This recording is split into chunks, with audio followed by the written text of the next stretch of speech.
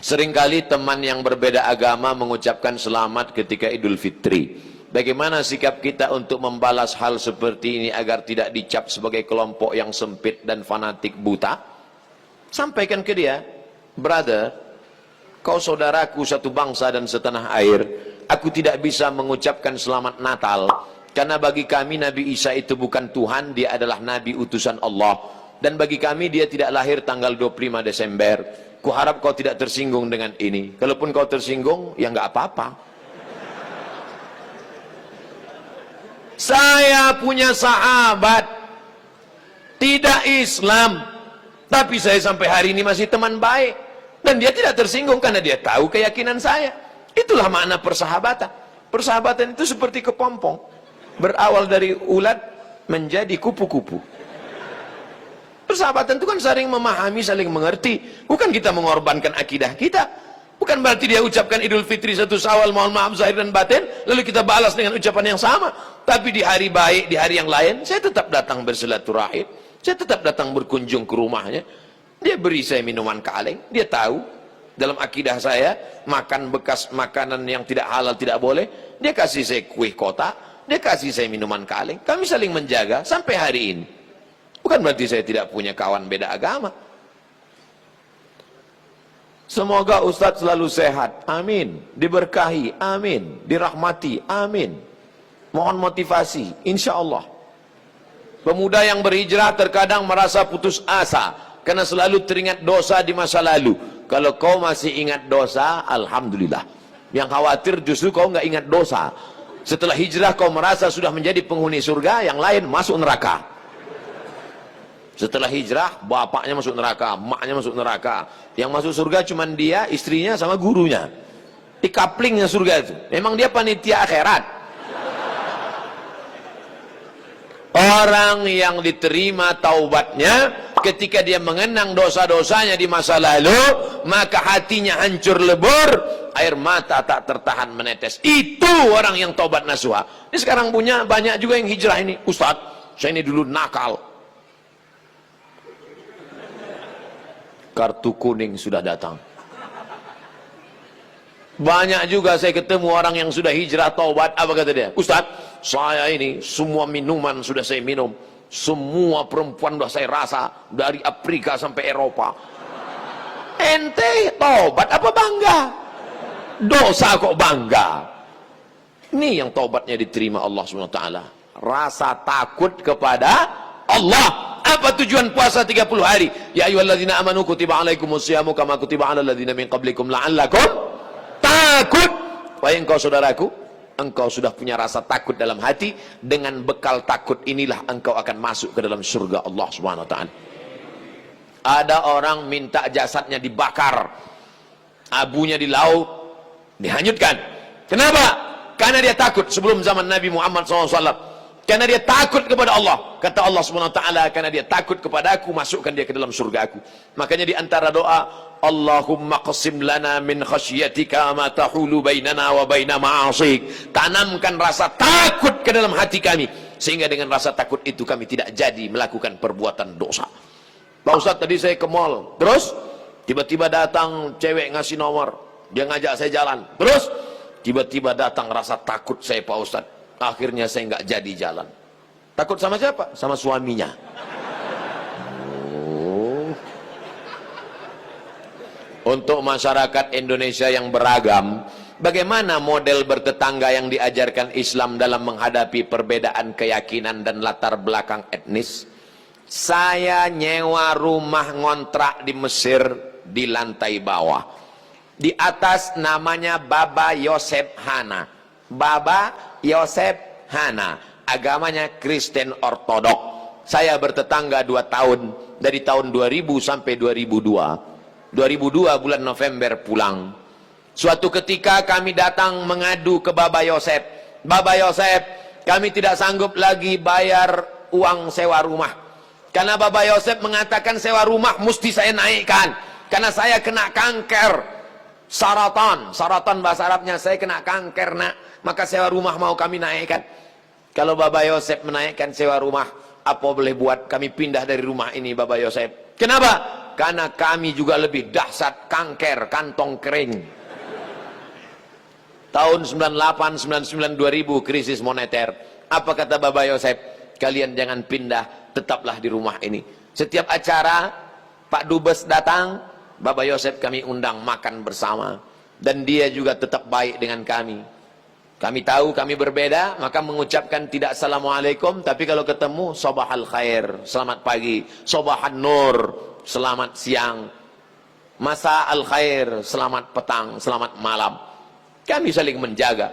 Apakah karena berbeda lalu kemudian kami berkumpul bersama? Ini tuan rumah beda agama, mari kita siapkan pisau dapur, kita bunuh dia malam-malam.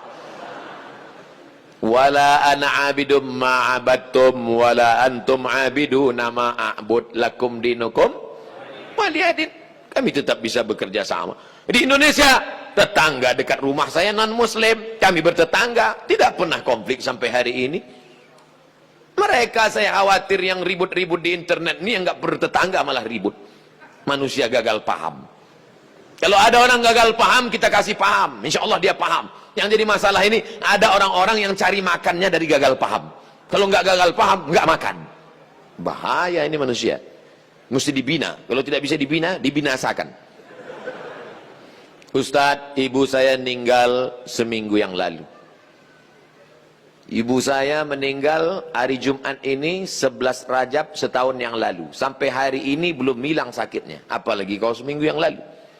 Saya mohon doanya agar ibu saya ditempatkan di tempat terbaik di sisi Allah. Nanti di akhir majelis, bukan hanya ibu engkau saudaraku, ibu kita semua. Dulu, makin berjalan hari itu makin lama dia makin berkurang. Di antara yang menenangkan hati ini adalah banyak-banyak berkirim doa. Habis setiap salat, Allahumma firlaha warhamha wa'afiha wa'afu anha. Kalau kau sanggup baca sekhatam Quran, bacakan sekhatam. Tak sanggup sekhatam, baca Yasin. Tak sanggup Yasin, baca Fatihah. Fatihah tak juga sanggup, parah kali. Habis itu pula kalau kau ada duit gaji sedekah, belikan beras 10 kilo, sarden, ikan, kumpul, masukkan ke kresek, serahkan ke anak yatim.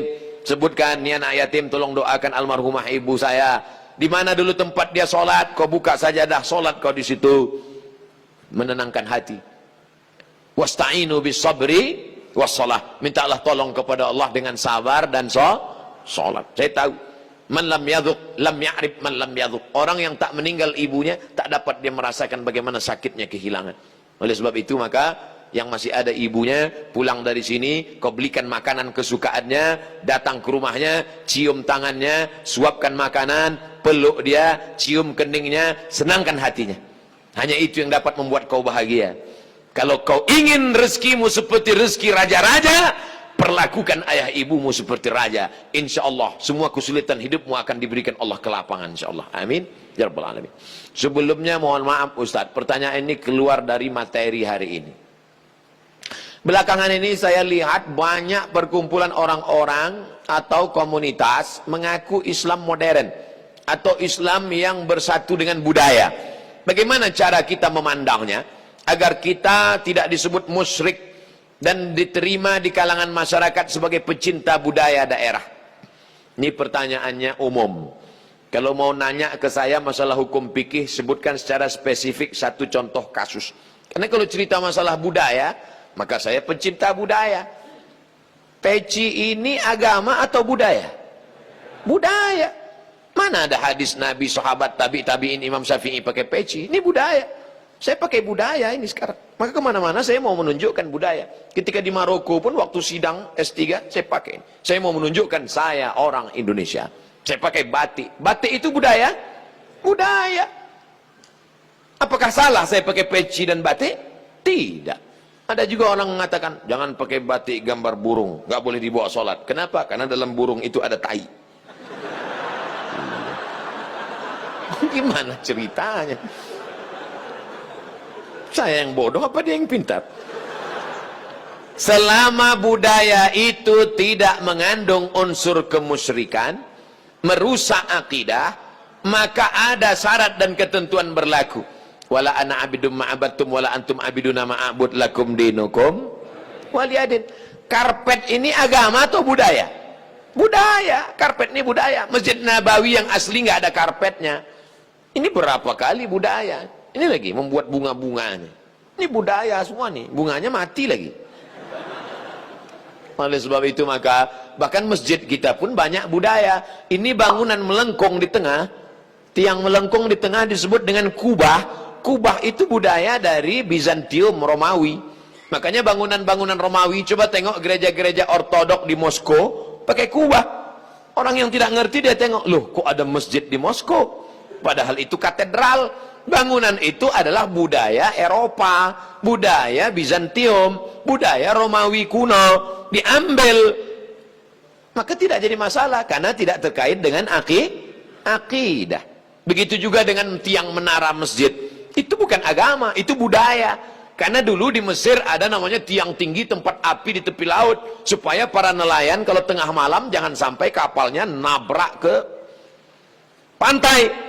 Maka disebutlah tempat itu mercusuar. Sehingga di tengah malam dia ngelihat. Waktu itu belum ada GPRS. Maka dia lihat, oh kita udah dekat di tepi pantai. Maka layar mesti diarahkan ke melawan angin. Supaya kapal tidak laju. Supaya tidak kencang. Lalu kemudian ketika orang Islam melihat ada menara tinggi. Apinya dibuang, muazzinnya naik ke atas. Allahu Akbar, Allahu Akbar. Sekarang muazzinnya di bawah, mikrofonnya ke atas. Sound systemnya di atas. Sekarang nggak ada lagi kabel, wireless. Ini semuanya budaya. Selama budaya itu tidak merusak akidah, maka boleh. Yang nggak boleh itu budaya celana pendek. Kenapa? Karena melanggar syariat Islam. Nampak pangkal paha dan lutut. Tidak sah salat. Selama budaya tidak melanggar akidah, maka dia boleh dilaksanakan. Budaya itu apa Pak Ustaz? Hasil cipta karya karsa manusia. Yang tidak ada wahyu di dalamnya.